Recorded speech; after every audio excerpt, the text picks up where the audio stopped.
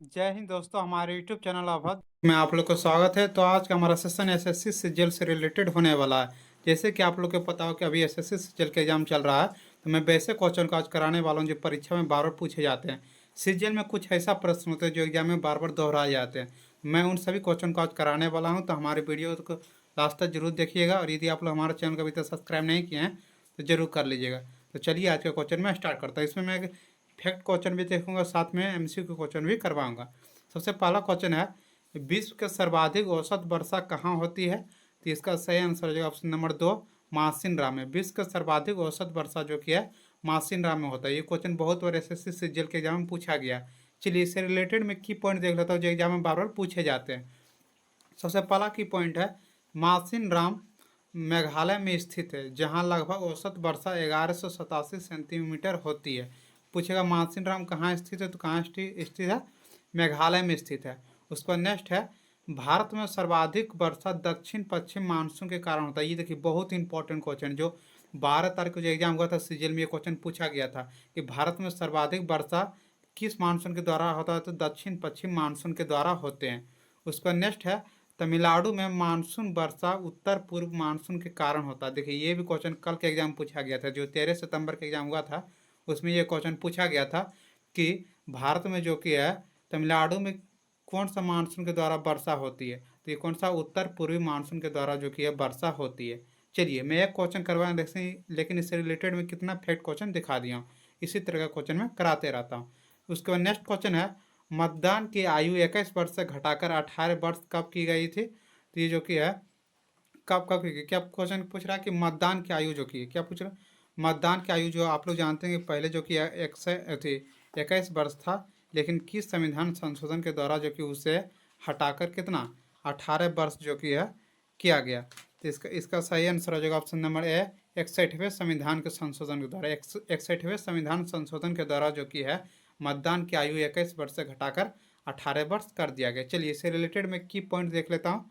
सबसे पहला की पॉइंट है, एन ए पालीवाल ने प्रस्तावना को संविधान का परिचय पत्र कहा। देखिए बहुत इंपॉर्टेंट है, इस बार एग्जाम में आपके एग्जाम में पूछ सकता है कि किसने प्रस्तावना को जो कि संविधान का परिचय पत्र कहा है? तो एन ए क्या था? N A Palkhivala, N A Palkhivala ने जो कि है प्रस्तावना को संविधान का परिचय पत्र कहा है। चलिए उसका नेक्स्ट क्वेश्चन है, नेक्स्ट क्वेश्चन क्या कह रहा? विश्व का सबसे बड़ा रेगिस्तान कौन सा है? क्या क्वेश्चन है कि विश्व का सबसे बड़ा रेगिस्तान जो कि ये कौन सा है? तो इसका सही आंसर कौन सा हो जाएगा? किलिमंजारो, थार रेगिस्तान हो जाएगा। ऑप्शन नंबर ए हो जाएगा, थार रेगिस्तान। विश्व का सबसे बड़ा रेगिस्तान जो कि थार रेगिस्तान है, आप लोग याद रखिएगा। उसको इससे की पॉइंट क्या करा? यह अफ्रीका के उत्तर और पश्चिमी भाग में स्थित है। उसको नेक्स्ट है, सहारा रेगिस्तान में सबसे बड़ा झील चार्ट झील। देखिए बहुत इंपॉर्टेंट है ये क्वेश्चन, एसएससी सीजीएल के एग्जाम में बहुत बार पूछा गया है कि सहारा रेगिस्तान में सबसे बड़ा झील जो कि है कौन सा है? तो चार्ट झील है। कौन सा? चार्ट झील। उसका नेक्स्ट है, कालाहारी मरुस्थल अफ्रीका के दक्षिण भाग में स्थित है। कहाँ है? दक्षिण भाग में जो कि है स्थित है कालाहारी मरुस्थल। चलिए इसको नेक्स्ट क्वेश्चन है, जीएसटी लागू करने वाला पहला देश कौन है? तो जीएसटी लागू करने वाला पहला देश जो कि है फ्रांस। ऑप्शन नंबर 3 हो जाएगा, फ्रांस। ये क्वेश्चन हर एक एग्जाम में पूछा गया, भारत में कोई भी ऐसा एग्जाम नहीं छूटा है जिसमें ये क्वेश्चन नहीं पूछा गया कि जीएसटी लागू करने वाला पहला देश कौन है? तो ये फ्रांस है। चलिए इससे रिलेटेड की पॉइंट, ये एसएससी सीजीएल के एग्जाम में पूछा गया था क्वेश्चन। मैं वैसे क्वेश्चन करवा रहा हूँ जो एसएससी सीजीएल के एग्जाम में बार बार पूछे जाते हैं। चलिए सबसे पहला की पॉइंट है, भारत में जीएसटी 1 जुलाई 2017 को लागू किया गया। देखिए वेरी वेरी इंपॉर्टेंट है, पूछेगा भारत में जीएसटी कब लागू किया गया? तो 1 जुलाई 2017 को लागू किया गया था। उसका नेक्स्ट की पॉइंट है, जीएसटी दिवस 1 जुलाई को मनाया जाता है। देखिए जीएसटी दिवस कब मनाया जाता है? तो 1 जुलाई को मनाया जाता है। उसका नेक्स्ट है, भारत में पहले जीएसटी लागू करने वाला असम राज्य। देखिए ये भी बहुत इंपॉर्टेंट है, बहुत बार ये क्वेश्चन एग्जाम में पूछा गया है कि भारत में पहले जीएसटी लागू करने वाला राज्य कौन है? तो असम है। असम जो कि असम राज्य भारत में पहले जीएसटी लागू किए थे। उसका नेक्स्ट की पॉइंट है, 101वां संविधान संशोधन करके जीएसटी लागू किया गया। देखिए वेरी वेरी इंपॉर्टेंट, पूछेगा कि जीएसटी जो किया है किस संविधान संशोधन के द्वारा लागू किया गया? तो 101वां संविधान संशोधन लागू करके जो किया जीएसटी लागू किया गया था। ये सब बहुत इंपॉर्टेंट क्वेश्चन, ये हर एक एग्जाम पूछा गया है, और सीजीएल के एग्जाम में तो बहुत बार ये सब क्वेश्चन पूछा गया है। तो इसलिए मैं इस सब क्वेश्चन को करवा रहा हूँ ताकि आपके एग्जाम में एक भी क्वेश्चन जीके जीएस का ना छूट सके। चलिए इसको नेक्स्ट की पॉइंट क्या है, जीएसटी में रजिस्ट्रेशन नंबर 15 डिजिट का होता है। देखिए वेरी वेरी इंपॉर्टेंट, इस बार एसएससी एमटीएस के एग्जाम में पूछा गया था कि जीएसटी में रजिस्ट्रेशन नंबर जो कि कितने अंक का होता है, तो 15 डिजिट का। यदि आधार कार्ड में पूछ देगा तो आधार कार्ड में जो कि 10 नंबर का होता है, लेकिन यहाँ पर क्या पूछ रहा है जीएसटी में, तो जीएसटी में जो कि कितना 15 डिजिट का होता है। चलिए इसको नेक्स्ट है क्वेश्चन, देखिए बहुत ही इंपॉर्टेंट क्वेश्चन है, जितना भी क्वेश्चन मैं करवा रहा हूँ। नेक्स्ट क्वेश्चन क्या है, आरबीआई की स्थापना कब हुई, तो आप लोग जानते हैं कि आरबीआई की स्थापना कब हुई, तो 1 अप्रैल 1935 को। ऑप्शन नंबर 3 हो जाएगा 1 अप्रैल 1935 को। इस बार एसएससी एमटीएस के एग्जाम में ये क्वेश्चन पूछा गया था। चलिए इसका नेक्स्ट की पॉइंट क्या करा, आरबीआई के मुख्यालय मुंबई, देखिए बहुत ही इंपॉर्टेंट, आरबीआई के मुख्यालय पूछेगा तो कहाँ हो जाएगा, मुंबई हो जाएगा। उसका नेक्स्ट की पॉइंट है, आरबीआई का अंतर्राष्ट्रीय राष्ट्रीयकरण 1949 में किया गया। पूछेगा कि आरबीआई का राष्ट्रीयकरण कब किया गया, तो 1949 में।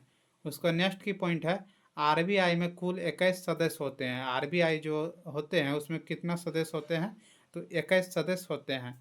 स्वतंत्र भारत के पहले आरबीआई के गवर्नर जनरल सीडी देशमुख थे। देखिए बहुत ही इंपॉर्टेंट क्वेश्चन है, पूछेगा कि स्वतंत्र भारत के प्रथम जो कि आरबीआई के गवर्नर जनरल कौन थे, तो सीडी देशमुख। कौन थे, सीडी देशमुख।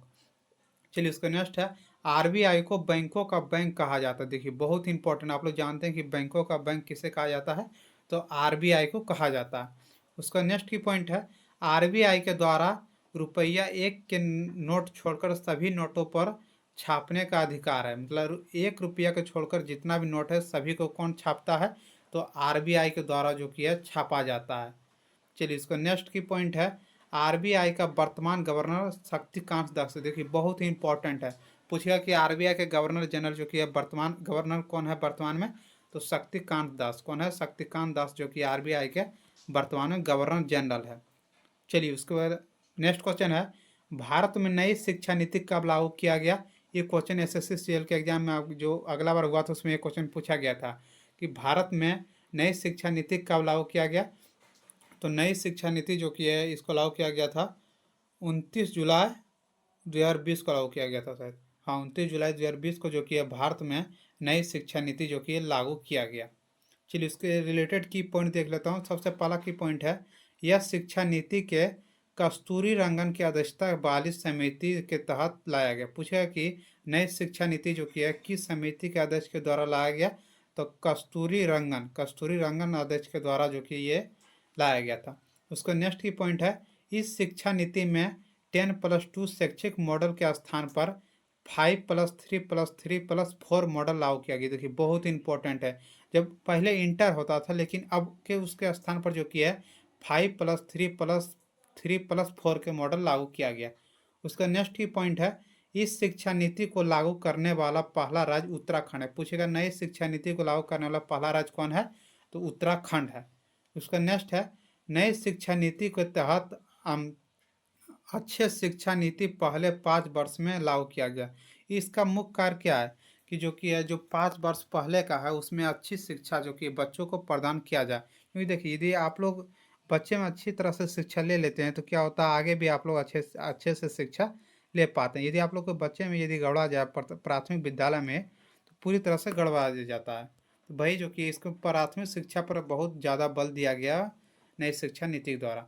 उसको नेक्स्ट है, फिलीपींस की राजधानी कहाँ है। अब लोग बताइए कि फिलीपींस की राजधानी कहाँ है, तो फिलीपींस की राजधानी जो कि है मनीला। ऑप्शन नंबर ए हो जाएगा मनीला। पूछेगा फिलीपींस की राजधानी कहाँ है, तो क्या हो जाएगा मनीला है।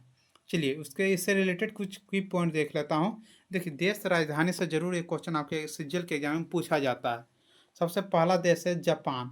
जापान का राजधानी कहाँ है, टोक्यो है, और इसकी मुद्रा क्या है, तो येन है। उसको नेक्स्ट है उज्बेकिस्तान का राजधानी कहाँ है, ताशकंद है, इसकी मुद्रा क्या है, सोम है। उसके बाद नेक्स्ट है कजाकिस्तान का राजधानी कहाँ है, अस्ताना है, इसकी मुद्रा क्या है, तो टेंगे है। उसका नेक्स्ट है स्विट्जरलैंड का राजधानी कहाँ है, बर्न है, इसकी मुद्रा क्या है, स्विस फ्रेंच है। उसका नेक्स्ट देश है लाइबेरिया का राजधानी कहाँ है, मोनारोबिया है, इसकी मुद्रा क्या है, लाइबेरिया डॉलर है। ये सब इंपॉर्टेंट क्वेश्चन जो देश राजधानी मुद्रा से था मैं उन सभी को करवा दिया हूँ। चलिए इसको नेक्स्ट क्वेश्चन है, विश्व के सबसे ऊंची चोटी कौन सी? ये क्वेश्चन देखिए एसएससी सीजीएल के एग्जाम में पूछा गया था कि विश्व की सबसे ऊंची चोटी कौन सा है। तो ऑप्शन नंबर इसका क्या है? ऑप्शन ए है माउंट एवरेस्ट, ऑप्शन 2 है किलीमंजारो, ऑप्शन 3 है मैककिले, ऑप्शन 4 है एंडीज पर्वतमाला। तो एंडी एंडी मतलब विश्व का सबसे जो कि है mount Everest, option number A जगह माउंट एवरेस्ट। विश्व की सबसे ऊंची चोटी कौन सी है? तो माउंट एवरेस्ट है। चलिए इससे रिलेटेड कुछ की पॉइंट देख लेता हूँ।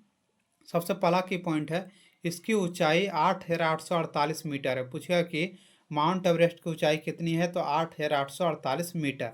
उसका नेक्स्ट की पॉइंट है यह नेपाल देश में स्थित है। पूछेगा माउंट एवरेस्ट जो कि कहाँ स्थित है? तो नेपाल देश में स्थित है। उसका नेक्स्ट की पॉइंट है माउंट एवरेस्ट को नेपाल में सागर माथा के नाम से जाना जाता है। देखिए बहुत ही इंपॉर्टेंट है, इस बार एसएससी एमटीएस के एग्जाम क्वेश्चन पूछा गया था कि माउंट एवरेस्ट को नेपाल में किस नाम से जाना जाता है? तो सागर माथा के नाम से जो कि नेपाल में माउंट एवरेस्ट को जाना जाता है। चलिए इसका नेक्स्ट क्वेश्चन है भारत का सबसे ऊंचा झरना कौन सा है? भारत का जो कि है सबसे ऊंचा झरना कौन सा है? तो सबसे ऊंचा झरना भारत का कौन सा है? तो इसका सही आंसर हो जाएगा किलीमंजारो। किलीमंजारो जो कि भारत का सबसे ऊंचा झरना, ऑप्शन नंबर 4 हो जाएगा किलीमंजारो। चलिए इससे रिलेटेड कुछ की पॉइंट देख लेता हूँ। सबसे पहला की पॉइंट है यह भारत के कर्नाटक में स्थित है। पूछेगा किलीमंजारो पर्वत कहाँ स्थित है? तो भारत के कर्नाटक में स्थित है। उसका नेक्स्ट है इसकी ऊंचाई 455 मीटर है। पूछेगा जो किलीमंजारो की ऊंचाई कितनी है? तो 455 मीटर।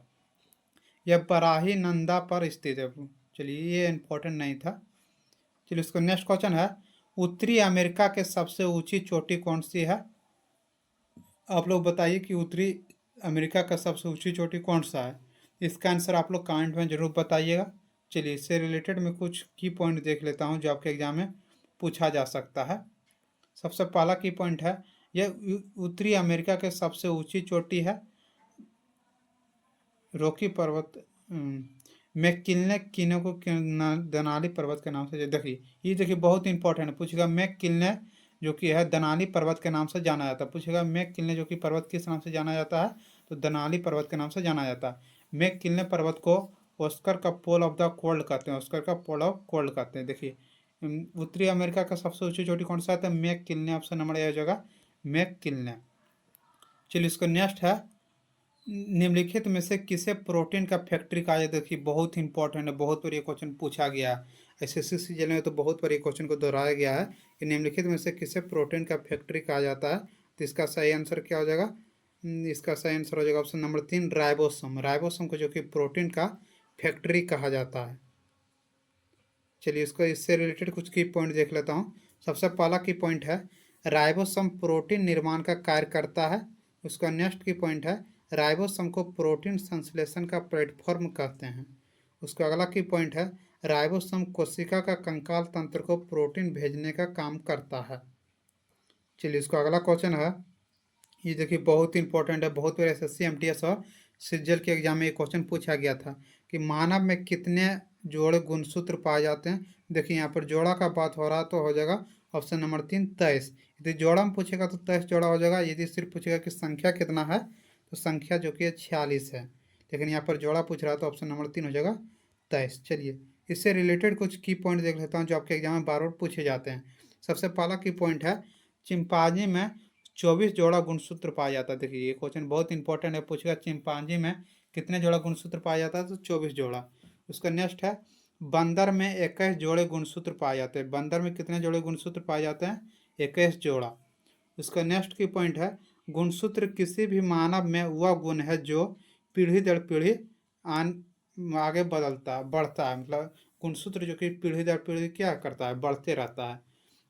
उसका नेक्स्ट की पॉइंट है पुरुषों में 2 टाइप का गुणसूत्र होता है, एक्स और वाई। पुरुष में कितने टाइप का गुणसूत्र होता है? एक्स और वाई टाइप का होता है। महिलाओं में 2 लिंग का गुणसूत्र होता है, एक्स और एक्स। महिला में पूछेगा तो एक्स एक्स और पुरुष में पूछेगा तो एक्स वाई।